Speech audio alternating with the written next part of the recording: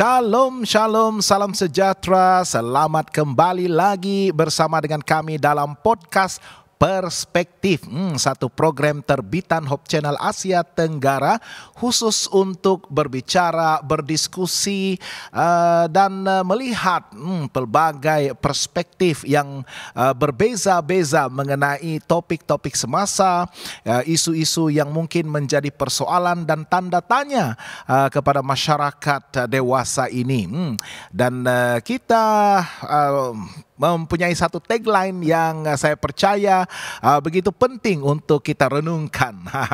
Tagline kita, melihat dari perspektif berbeza, kami yakin perspektif firman-Nya. Dan itulah yang kita tawarkan dalam setiap podcast perspektif ini. Melihat daripada sudut pandang yang berbeza-beza, tetapi kami meyakini perspektif firman Tuhan.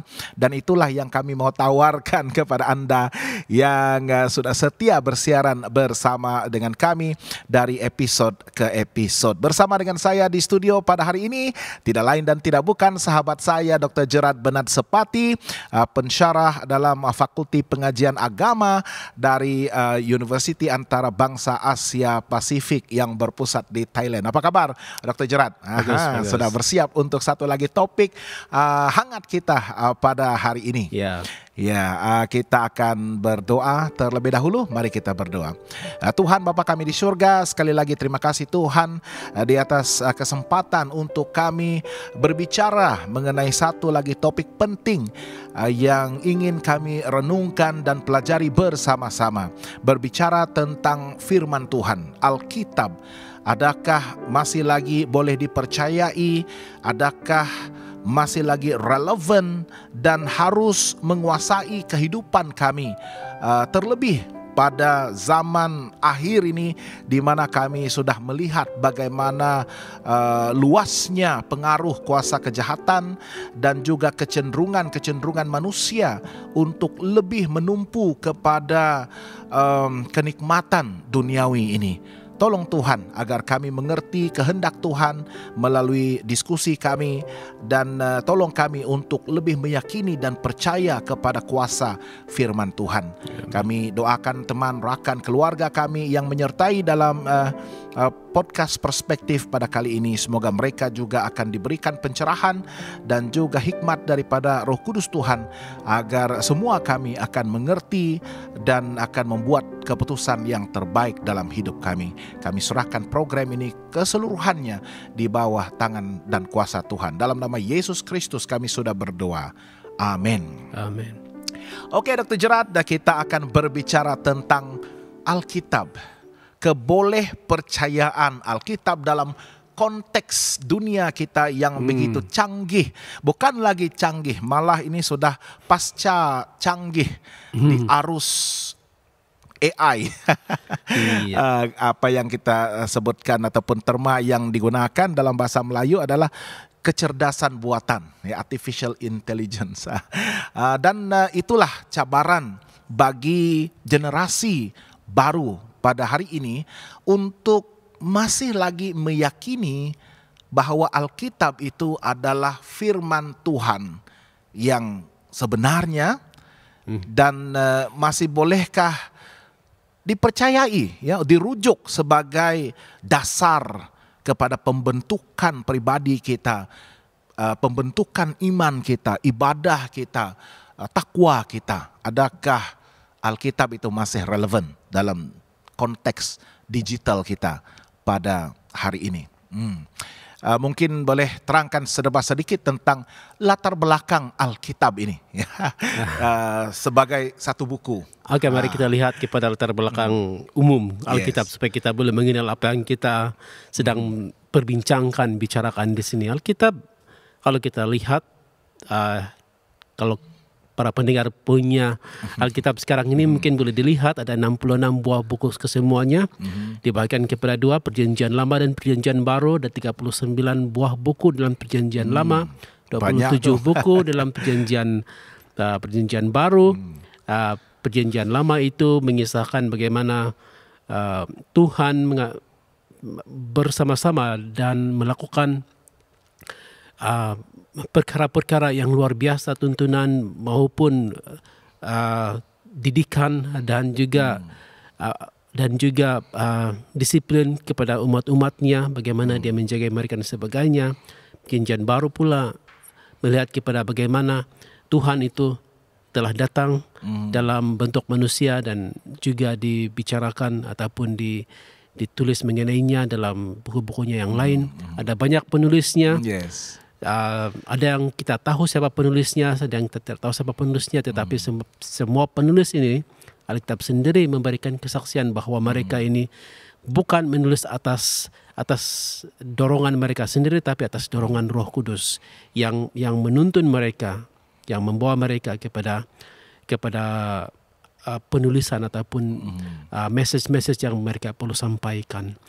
Ditulis selama beribu-ribu tahun, beratus-ratus tahun, tetapi mempunyai message yang boleh dilihat dalam satu benang thread yang kita panggil daripada mula sehinggalah pada akhirnya, di mana Tuhan bersama-sama semuanya itu mempunyai misi keselamatan bagi dunia ini. Itu secara pribadi dan secara ringkas mengenai apa Alkitab itu. Oke, bagi Anda yang sudah pun bersama-sama dengan kami, jangan lupa sekiranya Anda ada sebarang pandangan, persoalan, tinggalkan komen Anda dalam sembang live kita. Pastikan Anda juga sertakan dengan hashtag perspektif, ejaan dalam bahasa Melayu. Slogan kita, melihat dari perspektif berbeza, kami yakin perspektif firman-Nya. Sekiranya Anda ingin berhubungan dengan kami, terus ke talian WhatsApp kami. Jangan lupa nombor Thailand tambah 66 901 888 773. Dan Dr. Gerard ya, Alkitab ini dia melangkaui penulisannya itu melangkaui sehingga lebih daripada 1000 tahun ya, daripada penulis yang pertama sehingga kepada penulis yang terakhir, dan lebih 40 orang penulis kesemuanya. Ya, jadi bukankah itu akan menyebabkan mungkin sedikit berbeza perspektif? Iya, perspektif berkonflik ataupun temanya mungkin keutamaannya, tumpuannya dan apapun ya. Karena memerlukan masa yang lama untuk dikompilasikan sebagai satu buku. Ya, itu memang satu soalan yang natural ataupun logical datang apabila kita melihat kepada even 10 orang pun itu kadang-kadang apabila kita menyatakan sesuatu, kita mempunyai konflik idea, pendapat dan sebagainya. Tidak dinafikan memang ada dalam konteks manusiawi ada yang tidak seiringan barangkali dari segi beberapa hal, tetapi kalau kita melihat kepada Alkitab, ini yang membuatkan Alkitab ini luar biasa. Sebab apabila kita melihat kepada Alkitab ini, walaupun mereka ditulis oleh berbagai latar belakang, ada petani, ada nelayan, ada shepherd, gembala, ada raja juga, dan ada imam, ada nabi-nabi, dan ada banyak latar belakang yang menulisnya. Kalau dilihat pada hari ini mungkin tidak mungkin mustahil. Mungkin mustahil. Tetapi kalau kita lihat Alkitab, kita mengetahui satu hal yang sangat luar biasa, bahwa Tuhan mengasihi manusia, dan ini kita lihat di sana yang jelas, dan Dia sudah memberikan rencana keselamatannya daripada awal Alkitab. Dari dalam buku Kejadian kita sudah melihat bagaimana Dia mencipta, kemudian kejatuhan manusia. Tetapi selepas kejatuhan manusia itu, Dia juga sudah menyatakan rencana keselamatannya. Dia katakan, saya akan menyelamatkan kamu. Tapi dalam proses itu ada banyak perkara-perkara yang harus dilalui oleh manusia. Sepanjang zaman. Sukar, sedih, menyakitkan dan sebagainya. Tetapi Dia memenuhi janjinya di hujung buku itu. Dia katakan, nah sekarang kamu sudah diselamatkan di dalam buku Wahyu itu. Jadi di sana kita lihat ada satu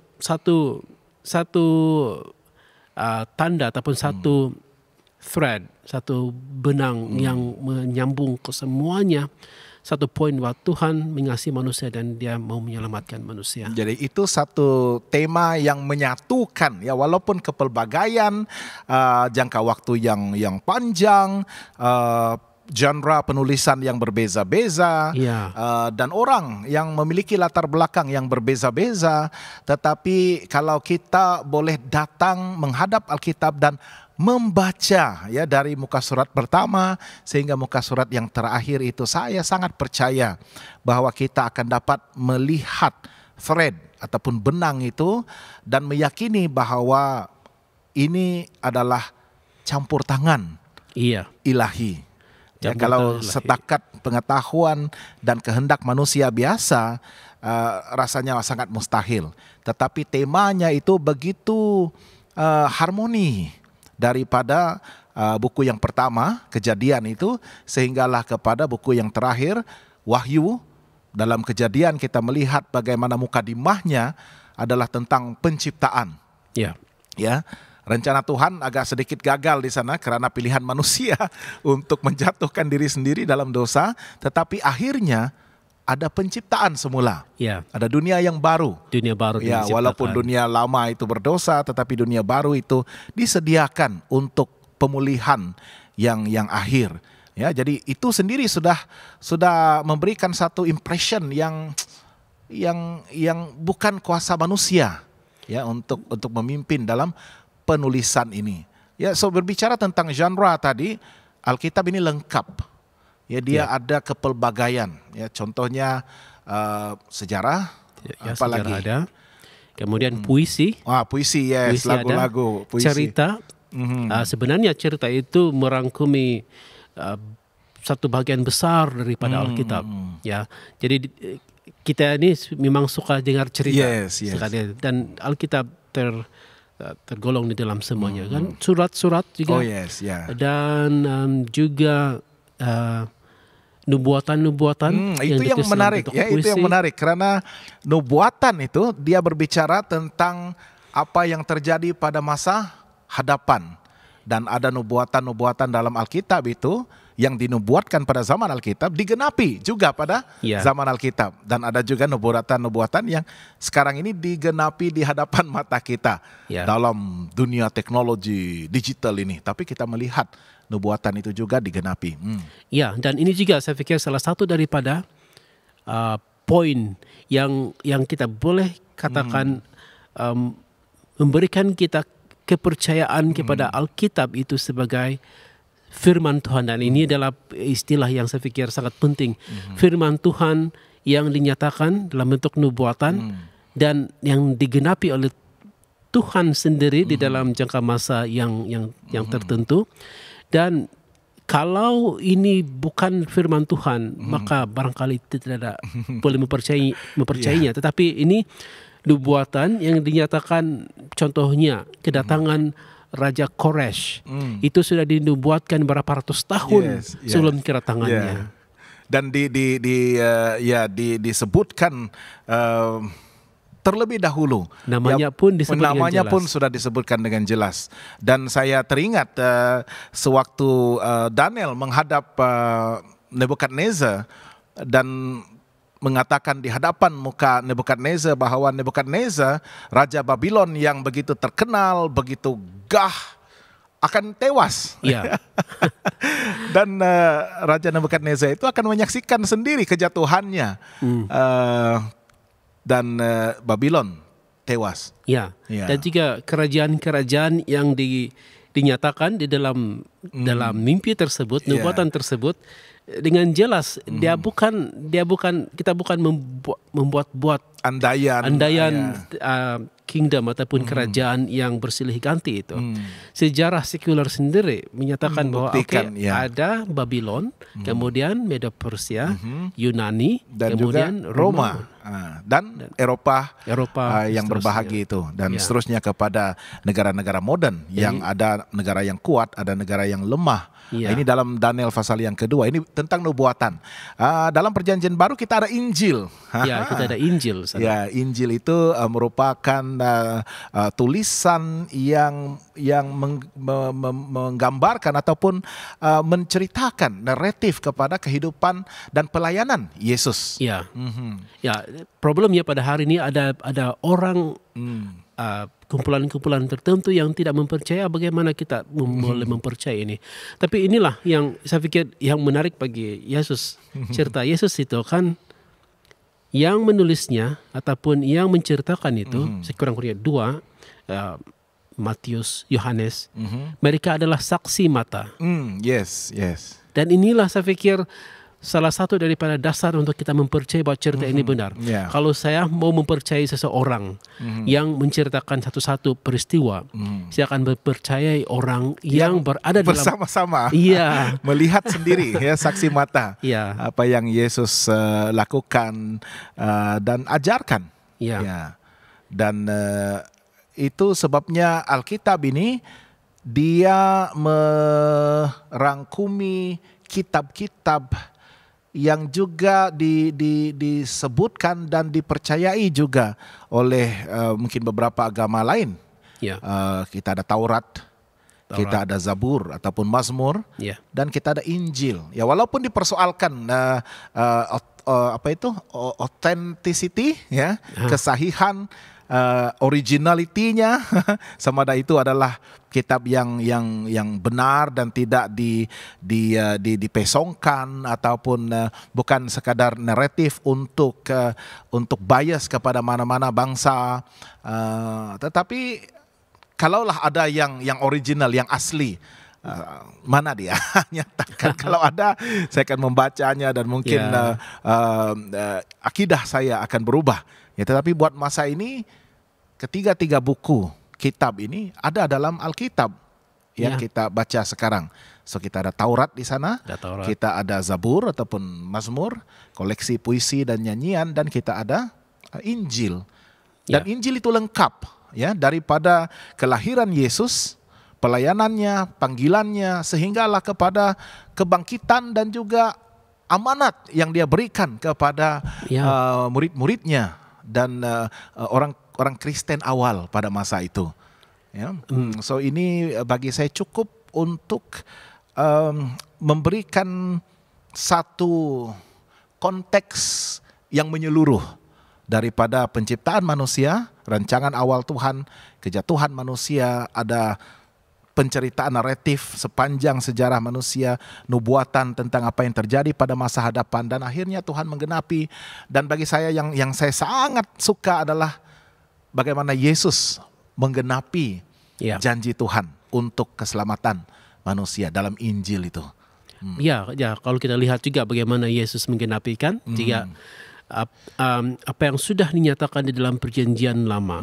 Kemudian Yesus menggenapi itu ketika dia datang ke sini. Dan itu juga merupakan salah satu hal yang authenticate Alkitab itu sendiri, bahwa apa yang dikatakan beberapa ratus tahun sebelum kedatangan Yesus, bahwa ini akan berlaku, akhirnya dinyatakan di dalam Yesus sendiri, ataupun digenapi dalam Yesus sendiri. Ini mustahil kalau kita lihat secara random ataupun secara rawak dan orang bilang probability, begitu, kemungkinan. Agak mustahil untuk mempunyai kemungkinan yang dari satu nisbah berbilion-bilion. Tapi ini sangat-sangat precise, sangat-sangat tepat sekali, bahwa apa yang dinyatakan mengenai Yesus dalam Perjanjian Lama juga digenapi oleh Yesus dengan begitu precise sekali. Dan Alkitab ini dia ada cabarannya tersendiri. Ribuan tahun, tapi dia telah, apa yang kita sebutkan dalam bahasa Inggris, it has stood the test of time. Ada masanya Alkitab ini coba untuk dilenyapkan, dibinasakan, dibakar, dibuang, di berbagai cara untuk melenyapkan Alkitab dari muka bumi ini, tetapi masih masih kekal sehingga ke hari ini. Dan mungkin orang-orang muda, generasi pasca generasi Z, post millennials ini bukan lagi membawa Alkitab dalam bentuk buku, tetapi sudah pun ada dalam apps di dalam ujung jari kita. Termasuk kita sendiri juga, kita sudah menggunakan Alkitab itu sudah pun digitalized dalam apps dan boleh dibaca di mana-mana. Kita membaca satu ayat dahulu, 2 Timotius pasal yang ketiga ayat 16 dan 17. Ini adalah apa yang Alkitab katakan sendiri, bagaimana Alkitab itu bukan atas kehendak manusia, ya, tetapi ada satu kuasa yang sebenarnya memberikan inspirasi dan ilham kepada penulis Alkitab ini. 2 Timotius pasal yang ketiga ayat 16 dan 17 menyatakan, segala tulisan yang diilhamkan Allah memang bermanfaat untuk mengajar, untuk menyatakan kesalahan, untuk memperbaiki kelakuan, dan untuk mendidik orang dalam kebenaran. Dengan demikian tiap-tiap manusia kepunyaan Allah diperlengkapi untuk setiap perbuatan baik. So ini adalah fungsi Alkitab dalam kehidupan kita sehari-hari. Dia bukan sekadar satu buku yang kita anggap buku kudus ataupun dalam kita sebutkan buku sembahyang lah, ya, yang untuk agama kita, untuk kerohanian kita, dalam bahasa Iban pengarap kita, ya. Buku pengarap dalam bahasa Bidayuh itu. Tetapi dia juga adalah buku yang boleh membentuk kita secara menyeluruh. Jadi macam mana, Dr. Gerard? Oh ya, betul. Saya pikir tidak boleh dinafikan ini. Kita melihat dari sepanjang sejarah manusia, Alkitab telah mengubah manusia. Yes.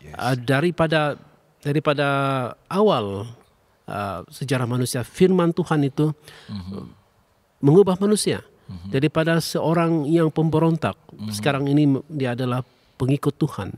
Daripada seorang yang mau membunuh, sekarang ini dia adalah seorang yang mengasihi manusia dan mempunyai respect life, ya, dan sebagainya.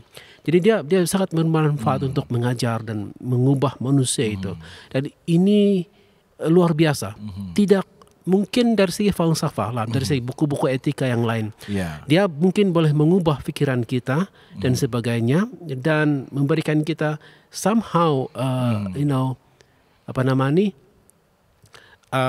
perspektif bagaimana untuk menjadi baik. Tetapi dia tidak mempunyai kuasa untuk mengubah manusia dari dalam.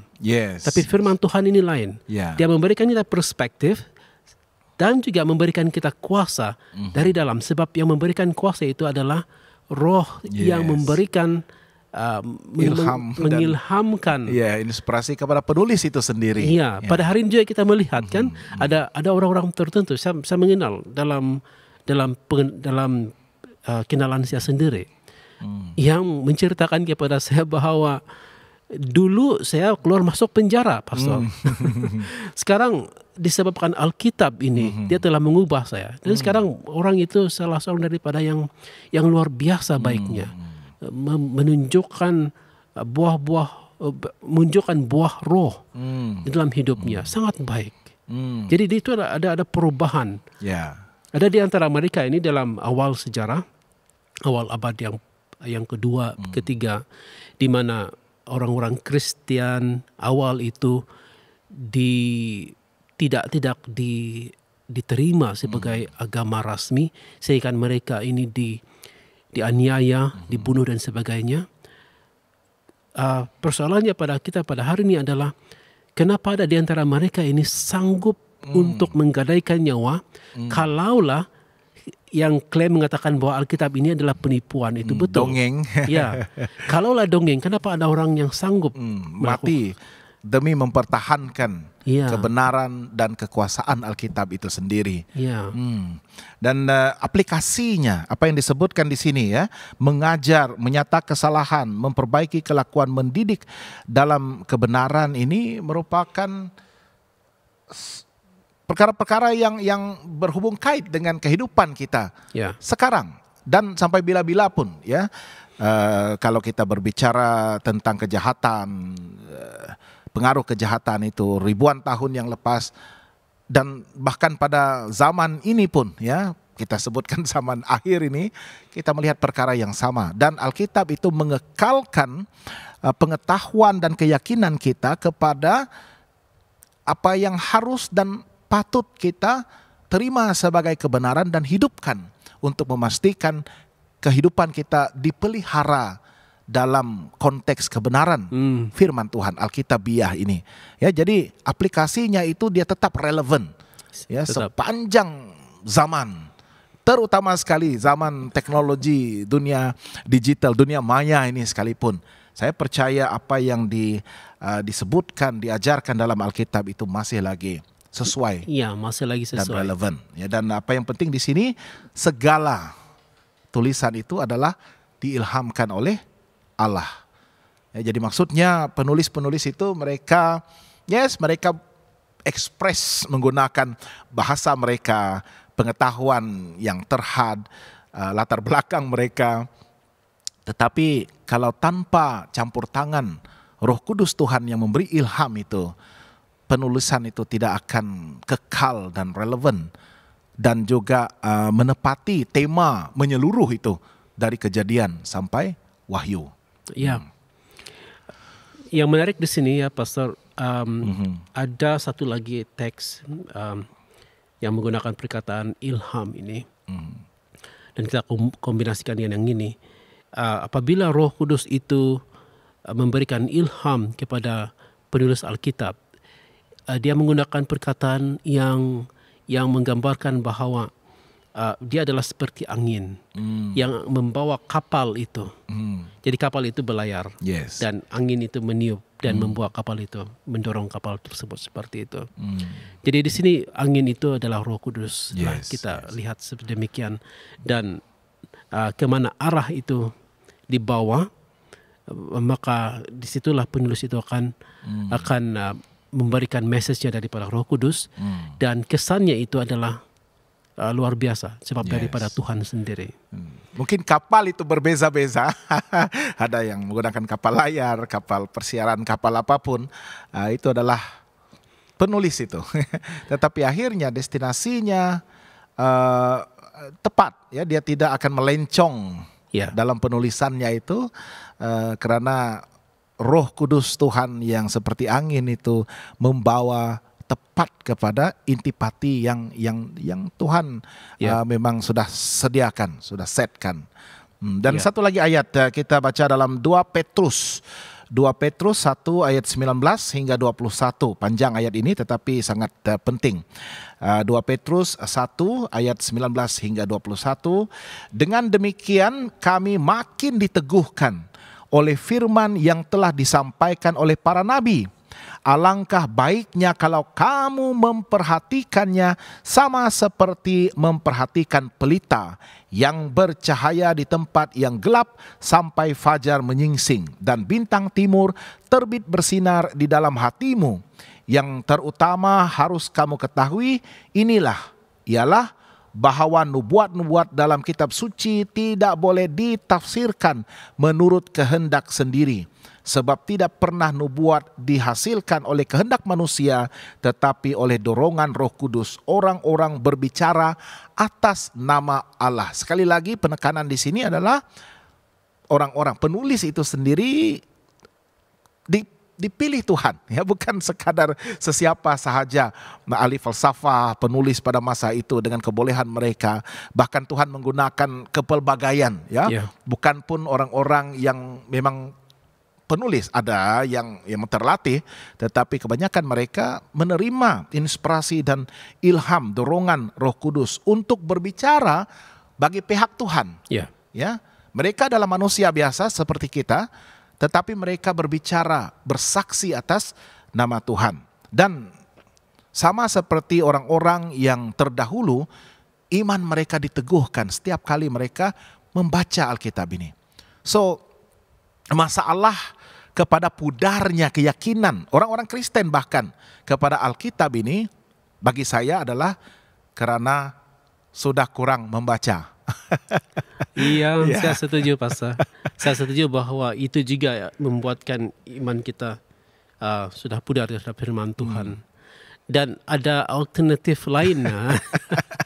Terhadap firman Tuhan ini mungkin bagi mereka cerita kuno dan sebagainya.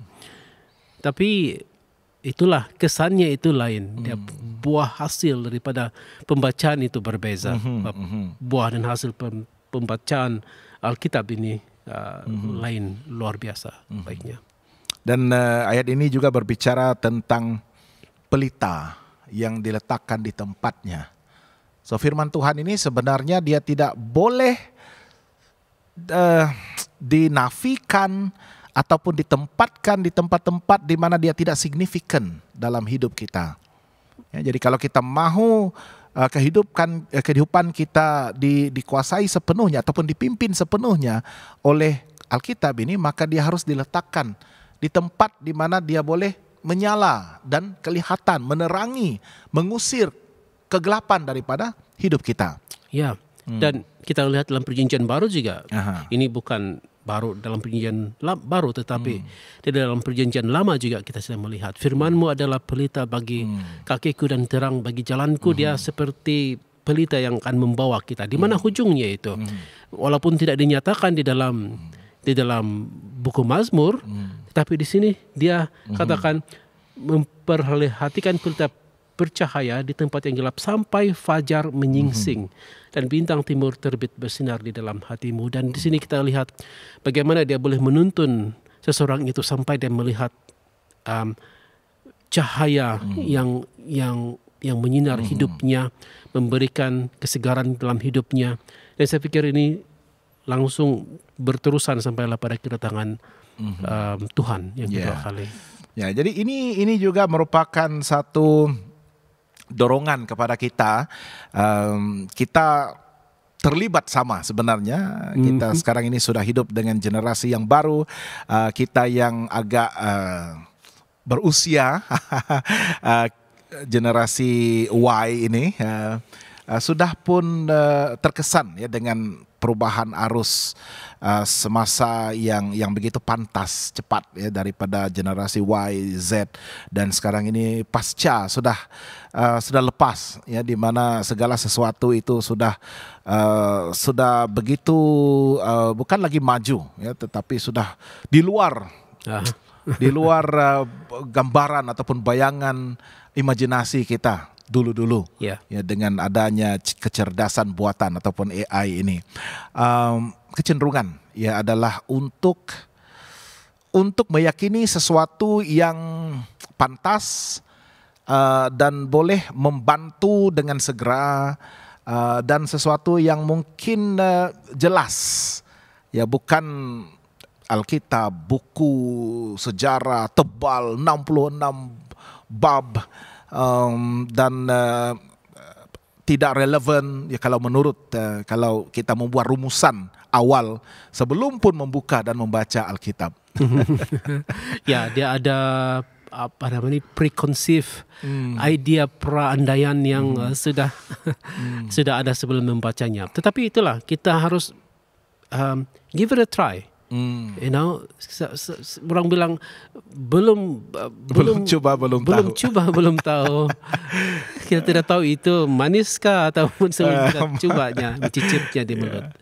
Oke, jadi bagi kita yang sudah berusia, sudah melepasi generasi kita, kita ada kecenderungan ya, kalau kita tidak konsisten dalam membaca Alkitab, mungkin kita akan juga terikut-ikut dengan tren sekarang, di mana masa yang kita peruntukkan untuk datang kepada firman Tuhan dan menjadikan Alkitab itu sebagai pimpinan agung ataupun pimpinan utama dalam kehidupan kita setiap hari, setiap masa, maka kita juga akan pudar keyakinan dan kepercayaan kita kepada firman Tuhan ini. Bagi anak-anak muda zaman pasca kecanggihan zaman AI sekarang, cobalah dekatkan diri dengan Alkitab, dan jangan membuat kesimpulan awal.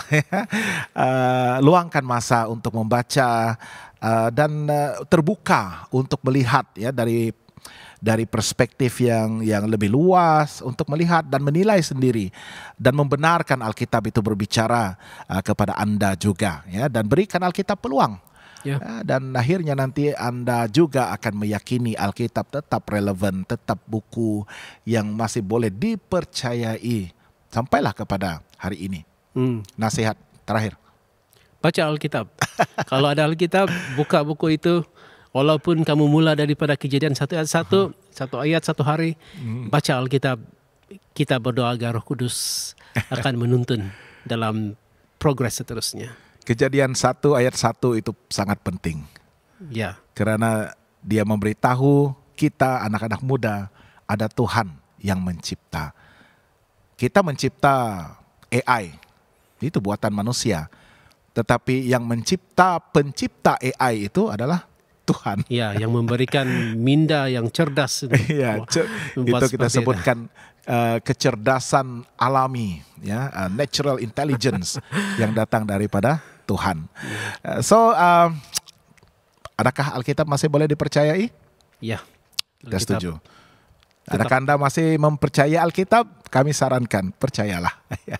Percayalah. Agungkan Alkitab, tinggikan, daulatkan Alkitab sebagai buku, bukan saja untuk mempertahankan iman, akidah kita, tetapi sangat relevan untuk membantu kita kekal, memelihara kemakmuran, kesejahteraan, bahkan dalam kehidupan kita sehari-hari.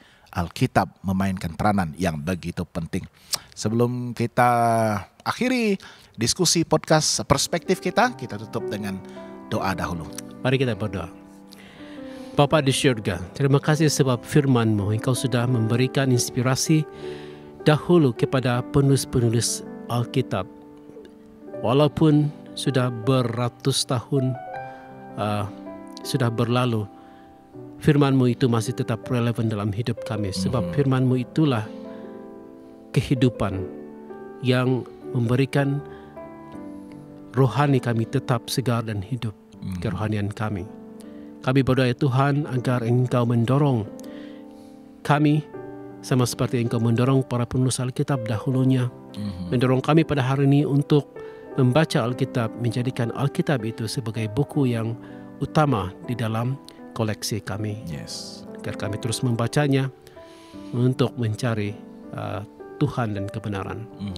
Terima kasih ya Tuhan sebab aturan-Mu yang begitu baik. Kami serahkan ya Tuhan apa yang ada pada kami, sehingga kan Tuhan menggunakannya untuk kemuliaan Tuhan. Kami serahkan ini semua dalam nama Yesus. Amin. Baiklah, terima kasih bagi Anda yang sudah pun bersama-sama dengan kami dalam siaran podcast Perspektif pada hari ini. Jangan lupa pada hari dan waktu yang sama pada minggu hadapan, sekali lagi satu topik yang pastinya akan penting dan saya percaya sangat menepati kepada persoalan dan mungkin tanda tanya Anda selama ini. Sehingga kita bertemu lagi, Tuhan memberkati.